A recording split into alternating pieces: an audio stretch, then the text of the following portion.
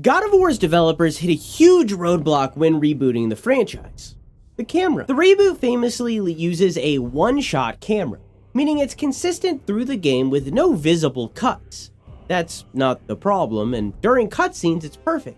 The challenge comes from the distance it takes behind Kratos during combat, because while this combat is pretty good, it's nothing like what it was, and in a lot of ways, it's worse.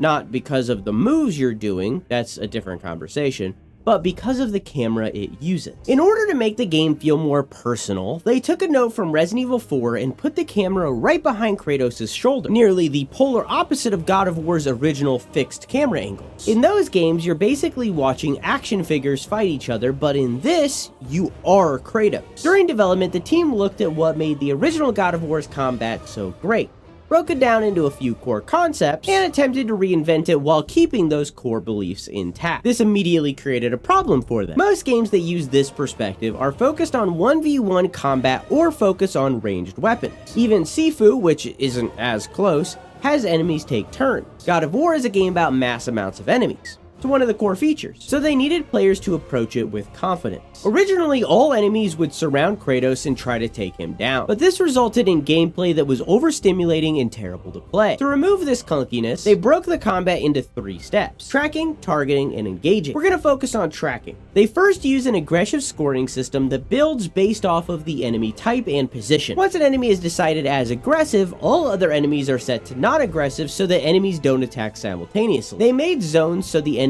would only ever stand in one of the bubbles. This zone locks the enemies who weren't on screen into specific quadrants, so they're always where you last saw them. Threat indicators were added to help players position themselves and show off-screen attacks, just in case all that zone nonsense didn't do its job. On top of this, they also had to handle the depth perception issues that come from this angle, resulting in Kratos' slide into enemies. This was years of struggle when they could have just zoomed it out. It does this all the time during mid-fight cutscenes and for some bigger enemies, and you still end up looking at this guy's ass during attacks. I'm not saying this game needs to be Age of Empires or even God of War 3, just that they were so reluctant to pull back to keep the consistency that they ended up making the process of design more difficult and, debatably, made the combat worse by losing out on cinematography techniques like framing, angles, and composition to add to the narrative of fights. If you'd like to hear more about cameras in gaming, click this video right here.